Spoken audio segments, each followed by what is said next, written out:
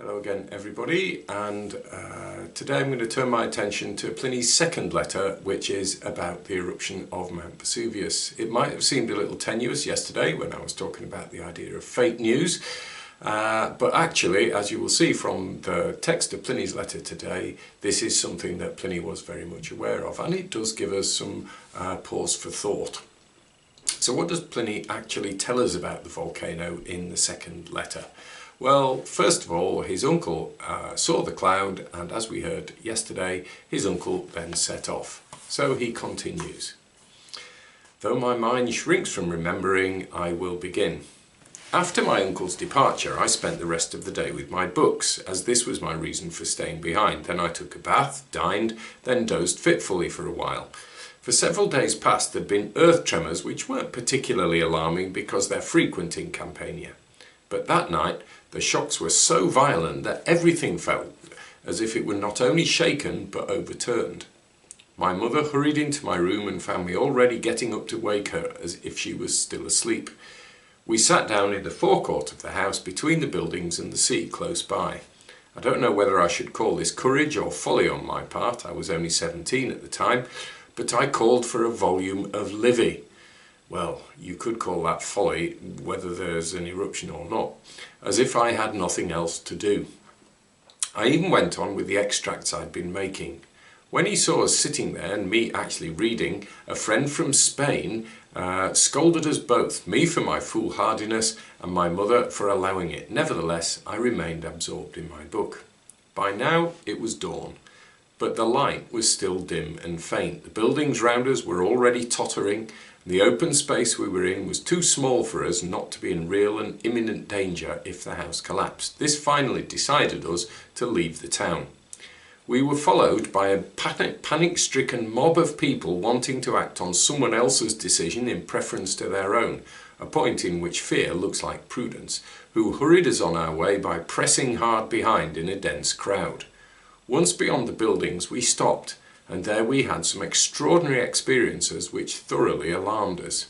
The carriages we'd ordered to be brought out began to run in different directions, though the ground seemed quite level, and wouldn't remain stationary even when they were wedged with stones. We also saw the sea sucked away and apparently forced back by the earthquake. At any rate, it receded from the shore, so that quantities of sea creatures were left stranded on dry sand. On the landward side, a fearful black cloud was rent by forked and quivering bursts of flame, and parted to reveal great tongues of fire, like flashes of lightning, magnified in size.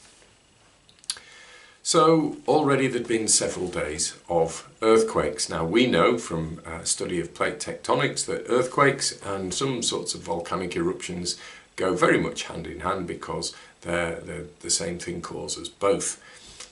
This time for Pliny, though, they were much worse, and there was his foolhardiness in reading Livy, perhaps of being a little boastful there about how scholarly he wanted people to think he was.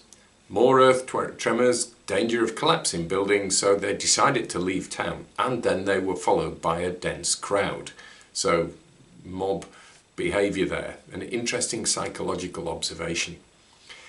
When they stopped to get on to the carts they'd asked, then they observed the remarkable phenomenon of things running in different directions. Now this must mean that the earth was actually going up and down in a sort of almost in a wave-like motion. And this is confirmed a little later when he talks about the sea receding and leaving sea creatures stranded on dry land.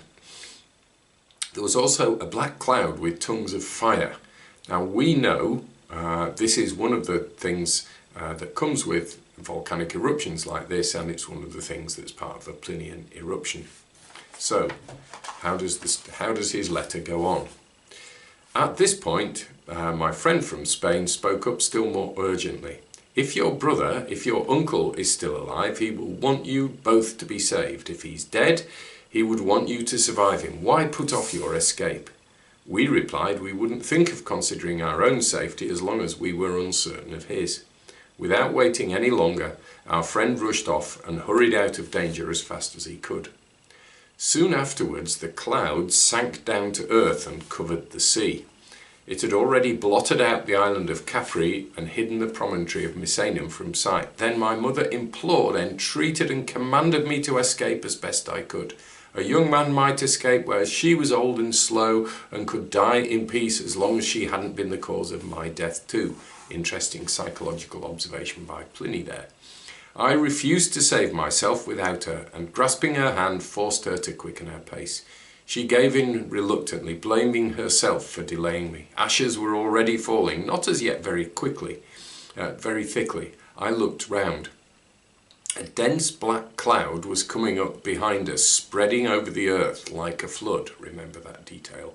Let us leave the road while we can still see, I said, or we shall be knocked down and trampled underfoot in the dark by the crowd behind. We'd scarcely sat down to rest when darkness fell. Not the dark of a moonless or cloudy night, but as if the lamp had been put out in a closed room. You could hear the shrieks of women, the wailing of infants and the shouting of men.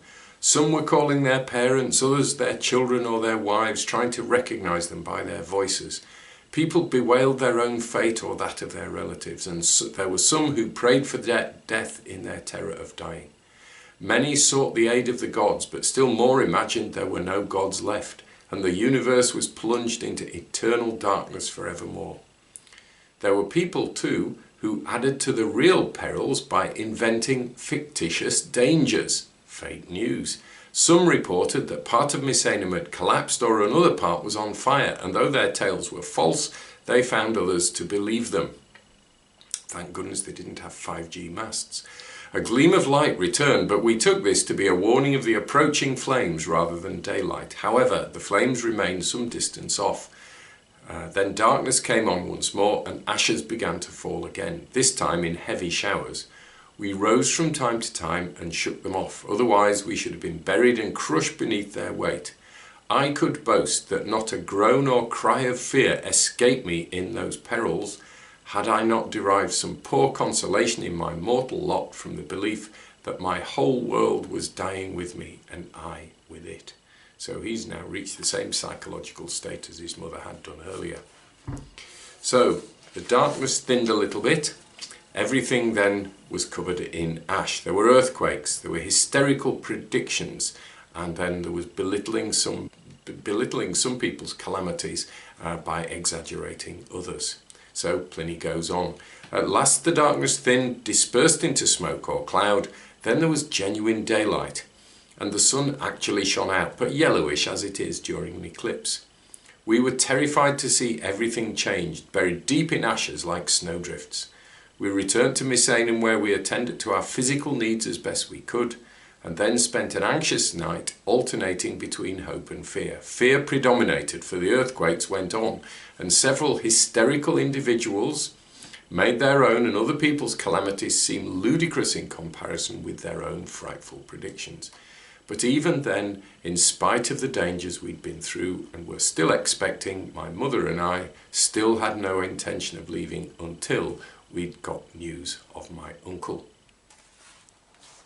So, in this letter, there are some pretty detailed and profound observations about geography and the passage of a volcanic eruption. As we noted yesterday, the first recorded Plinian eruption. There's some interesting observations too about human psychology and crowd behaviour, also about personal character and people's responses to a crisis. We should be grateful to Pliny here for describing in detail what he saw, both in physical terms and in sociological and psychological terms. It shows that in times of crisis, steadiness of hand, truth, honesty and determined leadership are necessary. But isn't it interesting that in times of crisis, that's when the idiots come out and start exaggerating things and make things much worse for everybody by making up stories.